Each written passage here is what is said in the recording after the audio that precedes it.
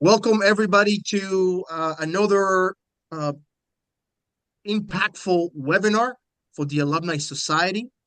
We're here on a busy Monday, carving out time from each of our busy schedules to make sure that we cover this important topic. Um, my name is Giovanni Jerez. I'm the City Club here lead in Los Angeles.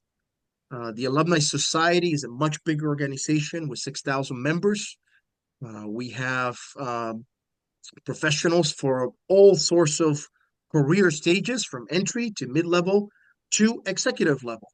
And most of the folks who are going to join us today are coming from various parts of the country. Go ahead and feel free to drop in the chat where you're coming from or your LinkedIn profile if you want to share so people to connect with you. We're happy that you're here, and we want to make really good use of the next 45 minutes. So I'm going to skip the introductions of each of the panelists, and I'm going to share their LinkedIn profiles on the chat so you can feel free to look at their respective professional journeys and feel free to connect with them. If they want to share their work emails or anything else, they could do that as well. But at the highest level, what you need to know is we have a recruiter that represents a Fortune 10 company in the U.S., Jimena Juncosa. I've known her for many years, and you're probably the highest ranking Latina or Latino within McKesson? Is that the case, Jimena? Maybe one of them, not the One highest. of them. Okay, okay. You got several one of them, but in my eyes, you are okay. Okay, I love Uh, it. yeah, perfect. And you're still based in Atlanta? I am. Okay, fantastic. So you're going to get her perspective at an executive level, right, from a Fortune 10 company and what that looks like. Next bat we got Margie. Margie, where are you're always traveling? Where are you based now? I'm actually in Zurich. I'm in Switzerland right now. So, There you go. Fantastic. She is a technical recruiter with a lot of operational experience. So she brings a very unique perspective when it comes to technical positions and operational positions. And then we got Nicolas Diolano. We know him as Nico. Nico, where are you based today? Well, last year I moved. I'm in Wilmington, North Carolina, but primarily my main market is Atlanta, Georgia. So, Yeah, I know Nico is specifically focuses on mid-level careers. I know you do a lot of executive recruiting as well and all of that. But I always know you as a mid-level, which we have a lot of mid-level professionals in this room. So I sent each of you what I thought would be very interesting topics for us to cover today. I gave you a lot of topics, but um, I think the most eager uh, question that we could ask and we could set it based on is, and maybe we could start is, why don't you tell us a little bit about demystify for us the role of a recruiter, right? When professionals like myself think about a recruiting and what that means, right? Maybe at a high level, give me 60-second understanding of like what when we think about recruiters, what we should be thinking about. Who are you guys? What's your role? What are you doing?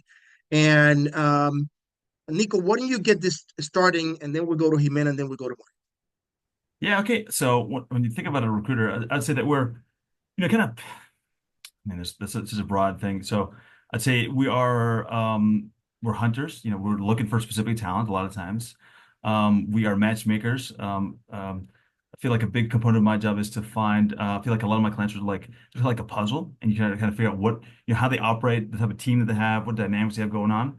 And my goal is always to kind of find that missing component, or help them build a bigger team. So I feel like we're kind of coaches in terms of helping people build their teams. That's kind of my whole motto, is really help my clients build high performing teams. So yeah, I'd say that kind of high level, that's what we do, and it's looking out and talking to a lot of people to find those people that fit a Giovanni team, or a Nico team, so yeah, I don't know, but kind of that's kind of Wonderful. Jimena, what do you got to add? Yeah, I love the concept of matchmaking. I think the role of a recruiter is to really evaluate what the needs are of a company and to match that with the talent, right? So right now there's a lot of talk in the market around skills and capabilities. So it's what, how can you go out there and really, find those two things in the marketplace and what the company is looking for. And the role of the recruiter, I think, is to facilitate that and orchestrate that entire process and experience for both parties. Wonderful. Marty? Yeah, definitely hunters and matchmakers. The we are partners, or at least as an external recruiter, I partner with my clients, and they tell me what they need. They tell me the skill sets. Those are the things that you can list. But it's also getting to know them, getting to know their team, getting to know their personalities, and trying to figure out the soft skills that are also going to be absolutely in demand to fit into this team, so that not only can the candidate you bring in, not only can they do the job, but do they want to do the job? Are they going to thrive in that team environment? And is this company going to get them where they want to be in the next 2 to 4 years? And so you really have to look at this as a holistic approach to both everybody's got to win or the recruiter loses. And I don't know a recruiter that likes to lose. So it's got to be a win-win-win deal. So what I hear is that it's a double movement here. Not only are you trying to find the right candidate, but you're also trying to make sure that the client has clarity as to what it is that they're really looking for, right? From a not only competence perspective, but from a cultural fit. So you're brokering. It's a double-edged movement, right? You try, because sometimes I would imagine that clients come to you with a sense, but they don't have clarity. Can you think of an example like that where you've had to, get the client to make sure they anchor themselves with clarity on what they're looking for? Do you want me to Yeah, dictate that one? Okay. yeah. Yeah, absolutely. I work with my clients to help them understand what the marketplace is offering, what they should be paying. I have different tools that I will use to help them actually see what's out there based on what they're looking for. Is the compensation where it needs to be? Are you being realistic? If I've got no issue in looking for a purple squirrel, but I can't find you a purple squirrel riding on the back of a unicorn whilst carrying sparklers. That's really unique. So it's definitely working with folks to make sure that it's realistic and it is what they want, because it's quality, speed, or price. You get to pick two, and so you just have to decide which ones you want that to be. So, Jimena, I know you have an HR team that works internally within McKinsey, but why will you hire someone externally as an external recruiter to help you with a specific job? Yeah, it's a great question. And I love, and I always will wear my recruiter hat. And I haven't recruited in a bit. So I have led teams of recruiters. And to your point, one of the things that I did was lead the executive talent team for McKesson.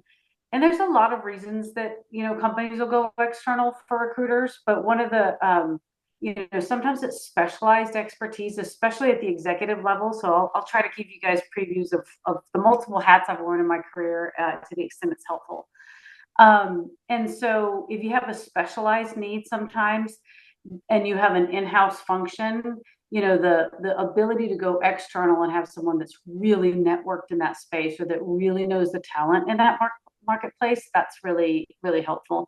Sometimes it's a time and efficiency or, capability. Like you look across the organization and you're like, okay, we have like so many roles right now. This is a really important role. And so you'll go outside for an external recruiter. And then there's also, especially at the executive level, sometimes roles are confidential.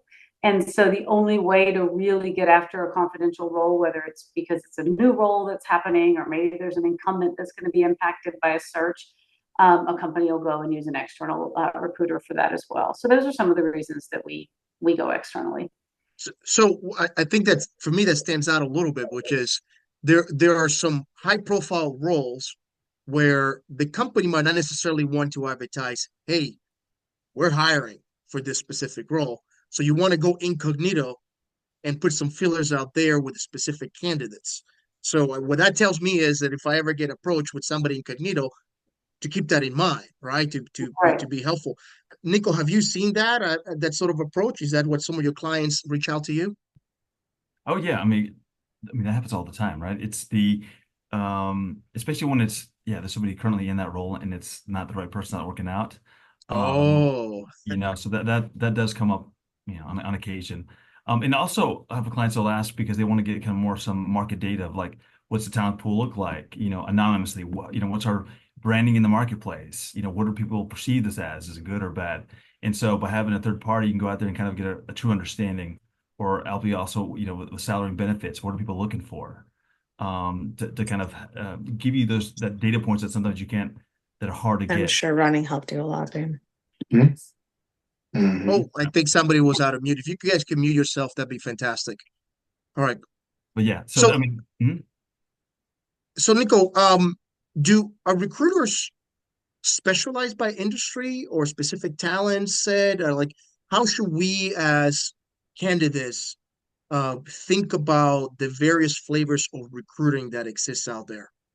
Yeah, so there's all different shapes and forms of recruiting, but so in the case that, let's again, in the case of an individual, Bob, and he is let's just use he's an accountant, right, and wants to find a new job. So what I would recommend something like that would be to find or connect with a couple of recruiters that specialize in that industry, because they will now have a pulse of what's going on, of who's hiring, and they can help them, best position themselves to get a job within that, within that type of job within a different company. And so if you know how to partner with recruiters, they can definitely be a great resource for you. That way. So to follow up on that train of thought, maybe Mike, you could jump in. Like, what do we mean by partnering up with a recruiter? How, as a candidate, can I first, find out the recruiters in my industry that I might want to like partner up, right? Initiate a relationship with. What do you recommend? Well, there are some excellent tools and resources out there for folks, but there's a website that I recommend. It's called i-recruit.com. And it's not, the website itself is, but the database is fabulous. And it has abilities to go in, it has preset searches, so you could find those accounting, to stick with Nico's example here, find those accounting specialists, find those people that do that. But they also, you look on the web and find these folks, but you got to do your due diligence, because everybody out there is going to tell you they're awesome. And we all know that everybody out there is not awesome, right? So you've got to do this research. You've got to do your due diligence. So look at and find 40 people agencies that you think that say they do what you do. And then look at how they present themselves and pick out the ones that you like the best out of those. So let's say there's 30. Then you're going to go take a look at them on Glassdoor, on Google, on LinkedIn, and see what other people have to say about them. Let's say that drops it to 20. Then out of those 20, you're going to have to call these folks up. You're going to have to interview them. You're going to have to ask them questions like, what do you specialize in? Do you only work in a certain geographical area? What kind of companies do you work with? And find the ones that fit you holistically and can actually focus on what you want and be able to work with you on those needs. But just always remember that recruiters are passive resources. They're fabulous resources, but they're passive because they're client paid. So you need to also look at this as a realm that you need to get quite a few people out there and build that network. Got it. So what I hear is it was to your benefit as a candidate to identify recruiters in the industries that you're looking to elevate your career with, and not only become aware of them, but also try to spark a relationship or a partnership with. But then more importantly, you're also pointing out, hey, they've got a job to fulfill. You're not 100% their attention. You're not the priority. Their clients that are paying you to be the recruiter is the priority. So I'm wondering, Jimena, how should a candidate nourish that relationship with a recruiter so that they're not annoying, but yet they stay relevant? Yeah, I was actually going to jump in and say I would encourage anyone that is just looking to grow their career, to have those relationships before you're ready to look for a job. Because then you feel that pressure of the annoying factor, which is like, oh, there's a role that I've heard about or that I'm interested in, or maybe my readiness is just adding that, added pressure. So cultivate those relationships. I love the website suggestion. There's a lot of ways to, ask recommendations. You can go to industry events, just get yourself relevant out there, be out there networking. And that way you're staying in touch with people in a more genuine way, right? You're reaching out. I mean, you build relationships like, oh, use us, Giovanni, right? We've known each other for years. And it's like we can go months and not talk, and then we, chime in. If you need something, if I need something, we're just willing to help each other. So I'd say start nourishing those relationships before you ever actually think that you feel like you're going to need something. And that way you just built a relationship, which it's all about, and you don't feel like you're just, knocking on the door because you're desperately seeking for a job. That would be my guidance. Yeah, I call it 911 networking. You could always tell when someone is in 911 mode, emergency, like, hey, I haven't talked to you in 10 years, but now can you want to have some coffee? But then you didn't answer my LinkedIn message or my email a year ago, 2 years ago. But now that you need something, right? So I'm sure you guys have seen that level of 911 networking, which I feel like that's one of the most common mistakes that I bump into when it comes to the different networks that I have.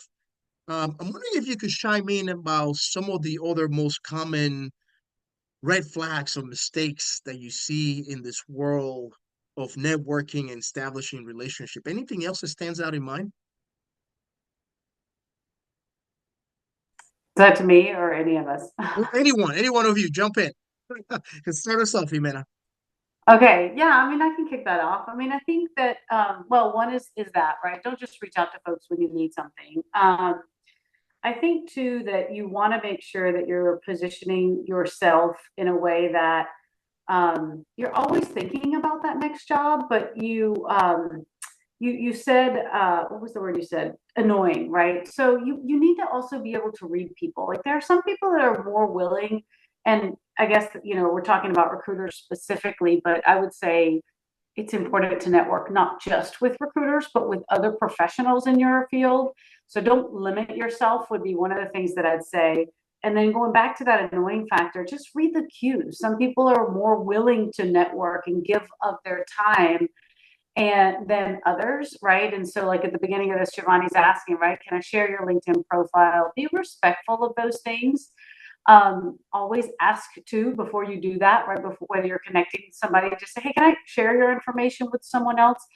And then people really appreciate that. You start to build, some, a connection that's a little bit more authentic. Those are some of the things that jump out at me. Maria, what do you think? I'm not sure I know of any red flags. I think that networking is absolutely crucial for all of us for any reason. But like Hamina said, it's not just networking with recruiters, but getting out there and creating my top 50 list of companies that I would love to work for, and then doing searches on LinkedIn and finding people that I might report to in the future or that can help me or introduce me to people in the company. Do some research, figure out what's going on with those companies and how you can help with their pain points. When you're talking to folks, it's always good to know maybe a couple of things that are happening to them and be able to start a conversation with, I read that you guys have changed your mission to this.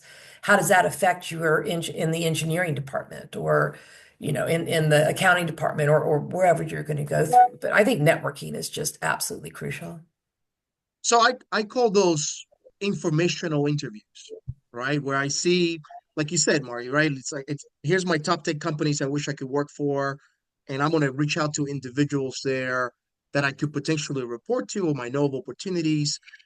Nico, what do you think might be a good approach to have informational interviews with people that don't know me as a candidate?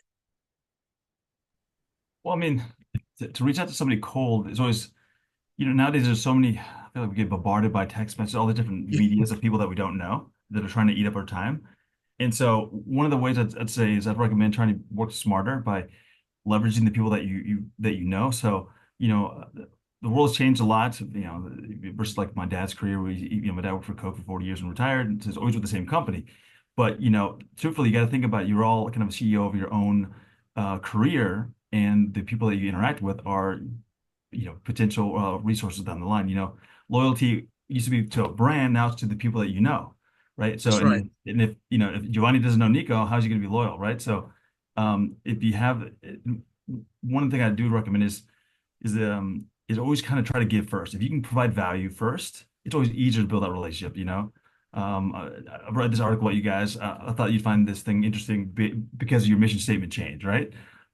So if you can give something first, it's always easier than trying to get something from somebody else first. And that's how you build a more honest and true long-term relationship, which is where business gets easy and more fun, right? Versus transactional, which is, hey, I just want to, just want this one thing from this one person. Versus like I'm authentically curious about margin, how things happen. I saw your mission statement change. Here's an awesome article, how you can maybe implement that idea. It's Hey, kind I of was like, going to add something, Giovanni. Just it's kind of a combination of two themes that have just gotten hit on. But one of the things you want to be really mindful of, especially if you, I mean, you've heard a lot of the advice we're saying is be proactive, don't wait, right? But sometimes you're in that 911 mode or you're actually searching for a job. And when you get in that mode, you may like put your head down and do research and be like, okay, I'm going to apply for these 20 jobs or I'm going to reach out to these 20 people, whatever the case may be, and you start working in mass. Make sure you are careful that you don't, copy and paste too much, both in what you say and in what you do, right? So I love that guidance of like, make it individualized and know who you're talking to. Don't make a silly mistake where you've copied and pasted a letter from another company. You want to customize the experience, whether it's an email or a reach out or even your resume, so that you're setting yourself up as a candidate in the most matched way. You heard us talk about matching opportunities and skills and what you're looking for. This is your opportunity to differentiate yourself. And so if you're doing that copy and paste, or you can very easily make a mistake that would, maybe it's even the name at the top and you're emailing Sally and you've written, Jimena, because you often confuse those two names. But you get what I'm saying. see, it seems like you saying it because you've encountered that. That's, Marty, you want to shine in on this? I just a long time ago, I heard this great statement that says you have to understand in order to be understood. And so Mm, it's definitely taking the time to figure out who you're talking to. And him and us hit on that, the resume. I run into so many people that write one resume and then they send it out to every job. And these could be 2, 3, 4 page resumes. And you're just like, what? That is just like, in my mind, that's the definition, Einstein's definition of insanity, doing the same thing over and over again and expecting a different result. It's, in my mind, it's the onus of the job seeker to be the chameleon, to be the one that tells the person that what's in it for you, resume reader. What's in it? Why should you interview me? And in order to show respect for, I mean, I read hundreds, and I'm sure Nico and him and you guys do. Every week, I read hundreds of resumes. When somebody sends me a 4 page resume, I'm almost done with them immediately because either they don't know what they're doing or they don't know what they want, or that's just crazy. And you get, I think, 6 to 8 seconds to grab somebody's attention. And if you can grab it, then you've got about 30 seconds for them to actually look through that resume and decide whether or not they're going to pursue it. So show the respect to the person that's reading that resume. What's in it for me as a resume reader? It should jump off the page. Why should I interview you? The first 3 to 4 lines should be a summary that says, this is why I'm the right person for this particular job. Take the time, take 20 minutes, take 15 minutes, and make a resume for that job. So you're going to put in 4 or 6 bullet point things, achievements, things that you've saved, made, or achieved with metrics for the employer that show how you've done what I'm looking for, something quite similar to it. 3 or 4 line summary that says, why you're the person for this job. And then the bottom half can be can be that status, the my experience, my education, and things like that. But that top half of the resume should really just grab attention and say, you need to interview me, and here's why. So I just heard Margie said 30 seconds on each resume, 30 to 60 seconds. Nico and Jimena, is that your experience as well when since you're looking at hundreds of resume at the beginning at a superficial macro level? How much time are you spending on a profile? Yeah, I mean, pretty quick. I mean, when you know what you're looking for, you don't. Yeah, I mean, I think you nailed it, Margie. First scan 10 seconds, and then you'll take a look at maybe another 30, 45 seconds, and if it's good, then you'll go really dig into the details. But if it's yeah, too long, too wordy, too all over the place, like I was so Candace, tell your story, right? And I'm a big fan of accomplishment, so like have your top accomplishment, a couple accomplishments per job, and make it stand out. But yeah, it's quick, formatted, well written. Um, kind of some of it's really basic. Yeah, agree. It's very fast. And I'm with Margie. I just don't like give me a 4-page document and you lost me, right? So I do think that there are certain things that you want to be, I always say you want to hit the easy button for all things. You want to make the experience as easy as possible for anyone looking at it. So yes, it's hard to tell your story and be brief, right? So what are the things in your resume and your story that you want to really pop out and surface? Accomplishments is a great way to highlight your resume, but people can get really wordy with that. So be careful.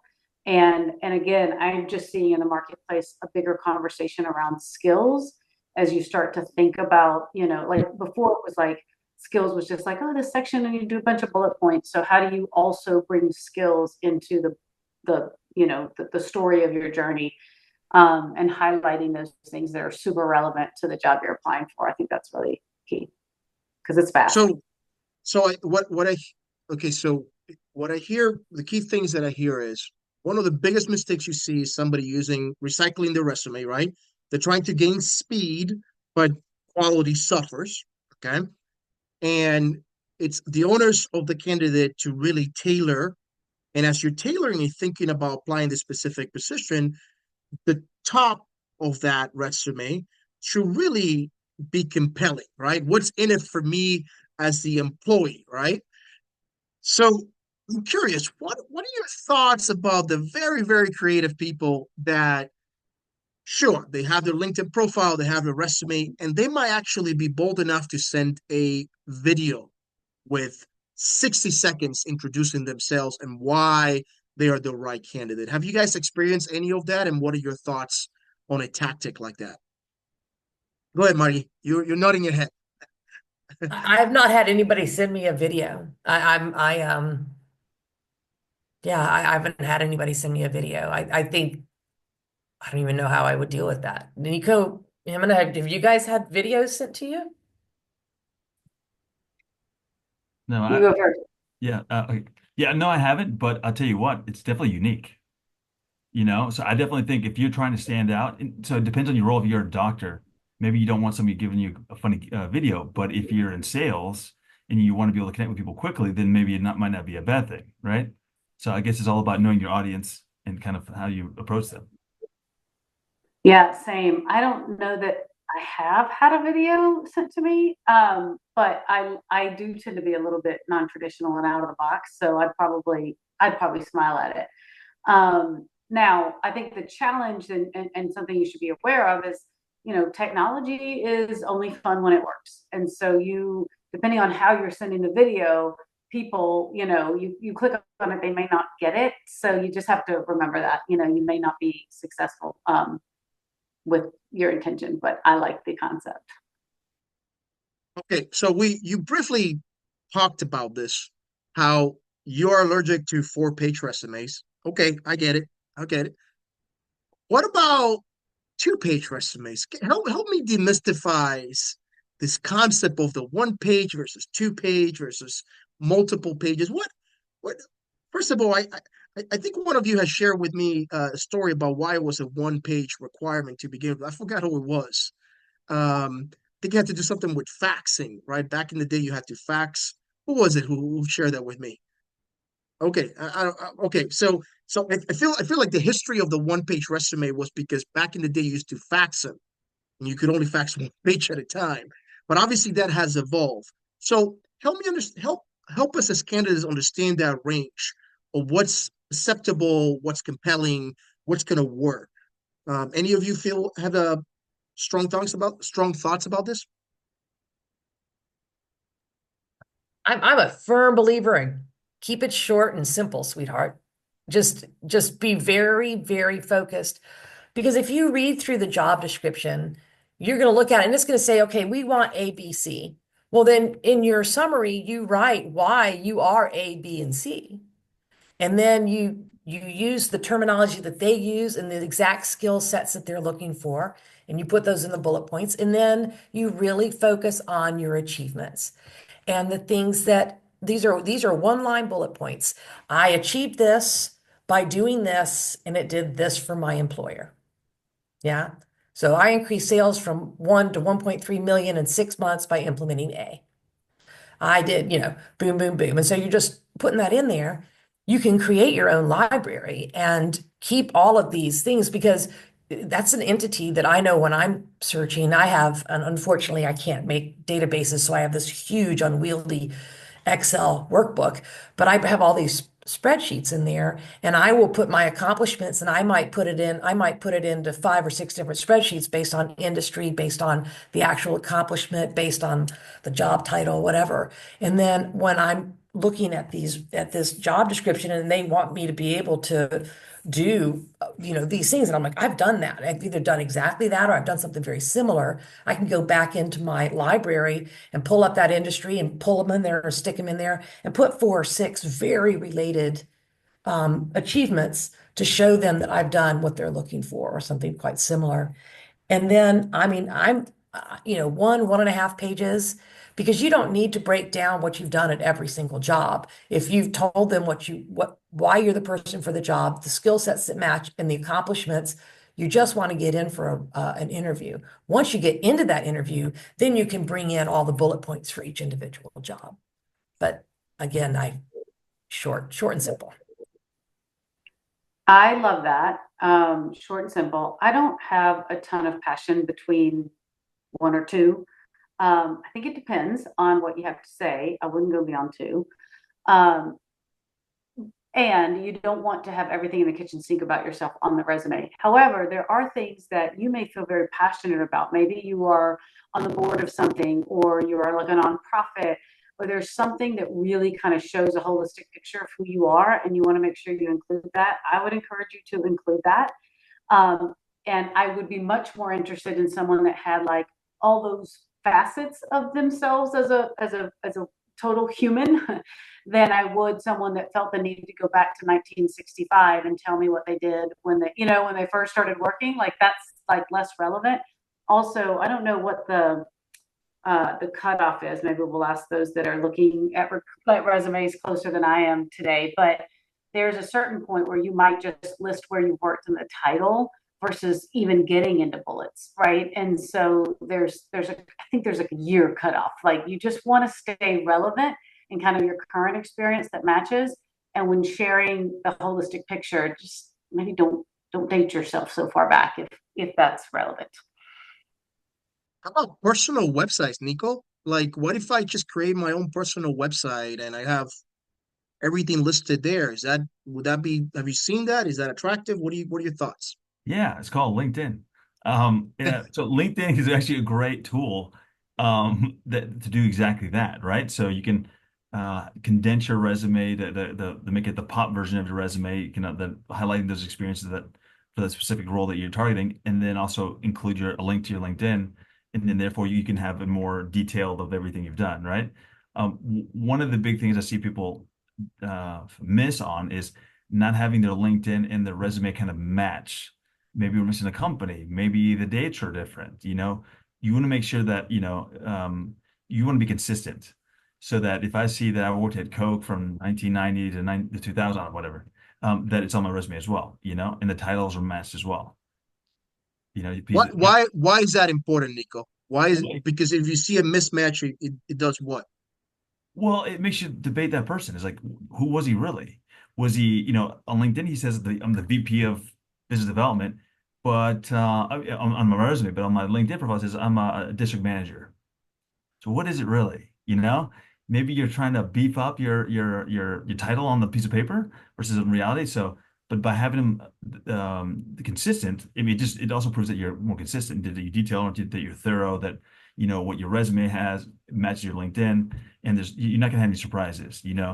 Um, what you don't want to do is go into an interview and say, oh well, I looked at LinkedIn, it said, looks like you're only there for 6 months, and your resume says 2 years. Can you explain that to me? Oof, that's a hard explanation, right? So you can avoid that by being consistent. All right, you go jump in. Yeah, you can't. Nico is so right on that. I mean, just spot on that. You have to be consistent, and you.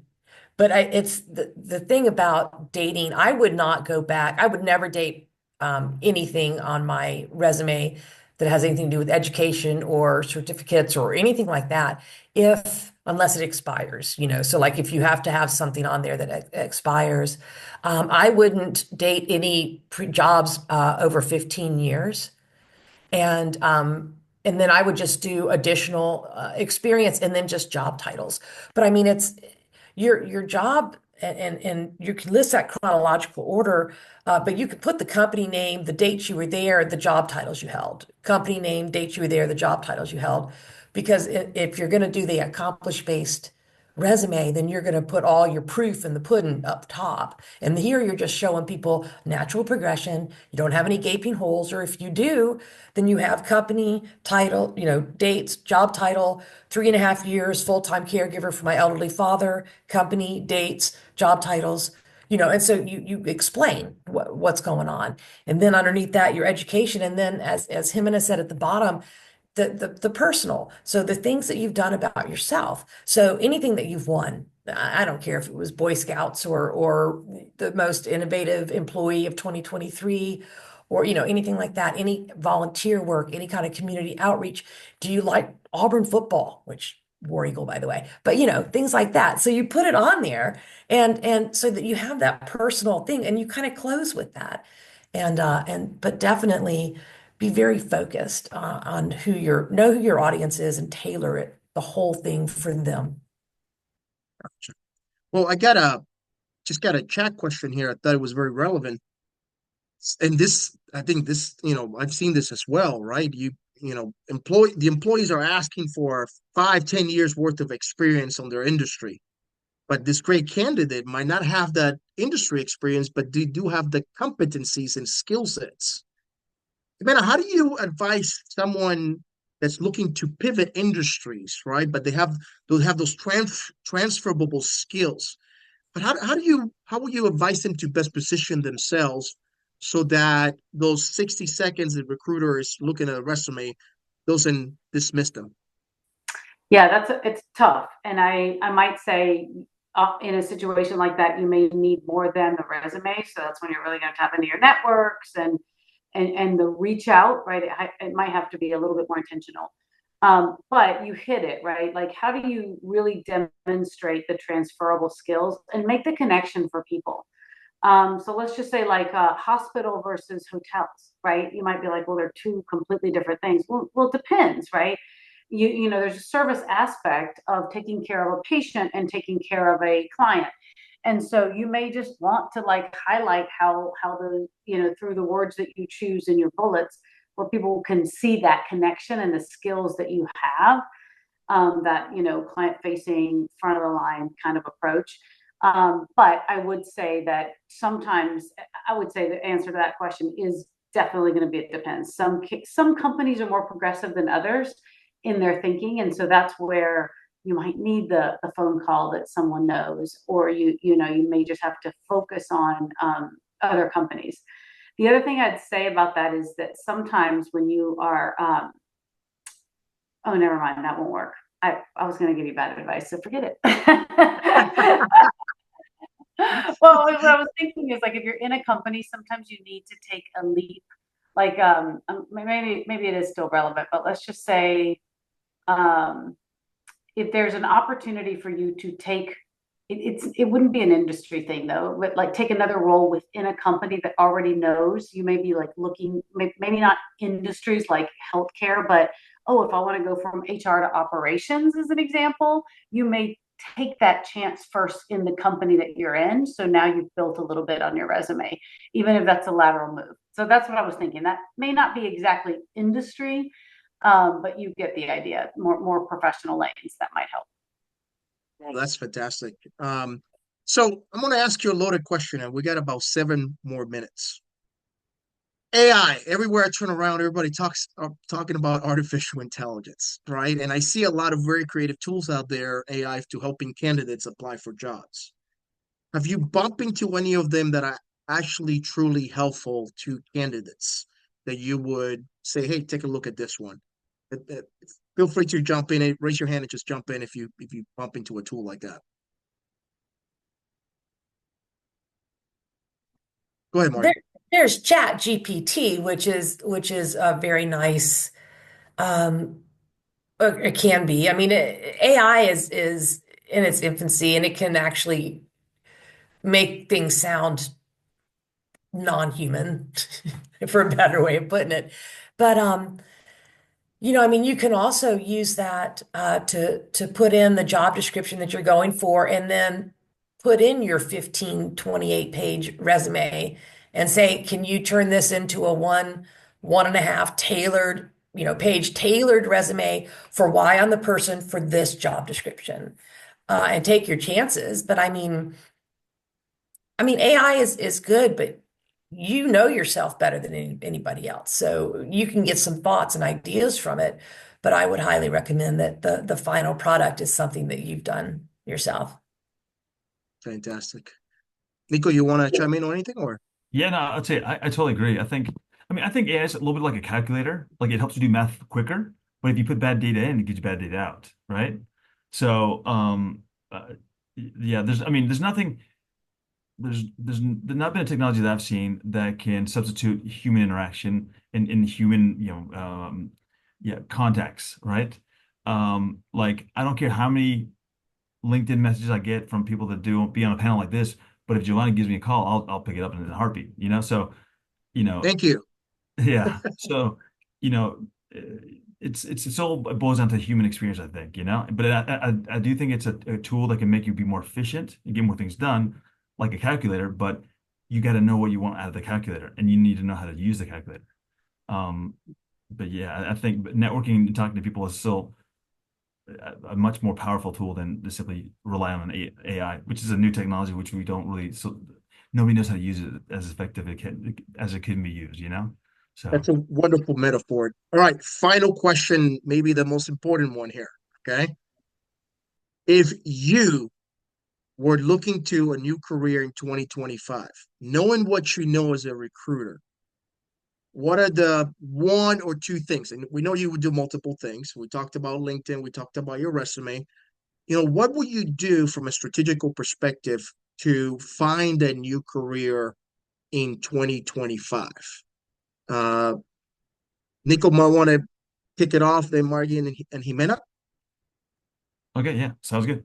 So first thing I would know I would want to know specifically what I'm looking for, right? The more specific, the more likely people are going to help you out, right? If I call Jimena and I say, I don't need help finding a job, she's like, what do you want to do? It's like, I don't know anything. It's hard to help somebody out like that, right? So you need to be very specific what you're looking for. Number two would be I would definitely reach out to a couple, 3 to 4 recruiters within the industry that I want to get into, because I know that each will probably have a different network, different clients. And one thing I would look for is their tenure. How long have they been at that company? How long have they been in the industry? Because there's a lot of people that don't make it in recruiting, right? And the other thing is let all my friends and family know what I'm looking for. Hey, Giovanni, I'm looking for this type of company, this type of role, and this spot. You know anybody, you know? Yeah, those are I guess my three. I do. Perfect. Margie, what do you think? Oh yeah, I think again, you have to target what you're doing. And like Nico said, you can't, what do you want to do? Anything? That means nothing. That means nothing to me. I mean, okay, well, I'll put you as a bathroom cleaner on the moon. You're going to be excited about that, you know? So you have to come in and say, this is what I want to do. This is my vision. This is what I envision myself doing over the next year or 2 years or 3 years, or this is where I would like to be in 5 years, and come in with a plan. And then, I think you definitely leverage the power of LinkedIn is phenomenal. And so you have all these first level connections. Don't put yourself in a compromising situation, but if you are looking for a job, you can write an announcement and send it to all of your first level connections. Hey, I'm a badass because these 2 bullet points. Again, you're not going to win friends with paragraphs. You're not going to win friends with a novel. So here's two bullet points. I'm really looking for something like this. Who do you know? Who do you know that's hiring? Who can you introduce me to? Who can you refer me to? That kind of thing. And just leverage what you already have. And then, you know, yeah, just leverage what you got and then be very upfront about what you want. You're not going to win friends with paragraphs. I think that's my next quote. Jimena, what do you think? If you were looking in 2025, what would your advice? Okay, I'm gonna cheat. I'm gonna like pull last question into this question because I really had a perspective I wanted to share. I agree with the advice already given, so no need to add on to that. I would say that AI is actually a huge disruptor in the marketplace right now. It has been a disruptor for us. The digital mindset, in my mind, demonstrates the future. And so if I was looking for something in 2025, I position myself as someone that was curious and wanting to learn and really so it's not the question you asked us. You asked AI about like how we're using AI as recruiters, and I think, or candidates, I think it's the next 2 conversations I have right now in my calendar are about AI. So I think that it is about staying relevant and thinking and looking to the future. How can you position yourself as someone that is thinking beyond what's right in front of you? And does that curiosity and that appetite to learn and that appetite to stay, relevant really benefit a company? So that would be my advice, kind of mixing the two questions in one.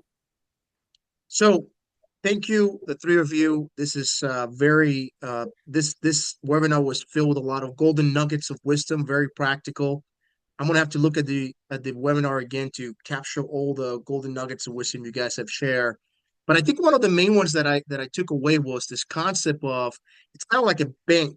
You need to make deposits before you could take out money, right? And you're almost equating you're basically saying, hey, start thinking about your career transition today from where you are by helping other people first before you start calling in favor and potentially extract.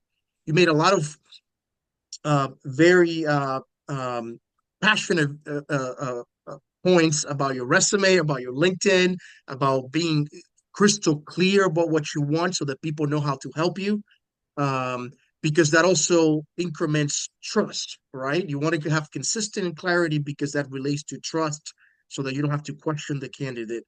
And you also share a lot of very helpful information about how you as a recruiter think when it comes to looking at candidates, right? You look at a resume on LinkedIn, no more than 60 seconds. You're making a superficial measurement, but then you're double clicking on the ones that catch your attention and potentially could help your clients. So this was extremely insightful. Thank you very much for your time. I know the panelists right now are going to drop off from the bridge because they have all their commitments, and we're going to stay with the rest of the participants to um, to do a little quick speed networking in the spirit of this webinar.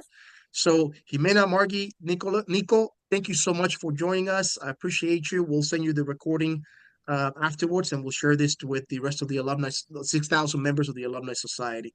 So thank you very much. Thanks Bye, for Brooks. having me. Nice to meet you. Have a good one. Bye.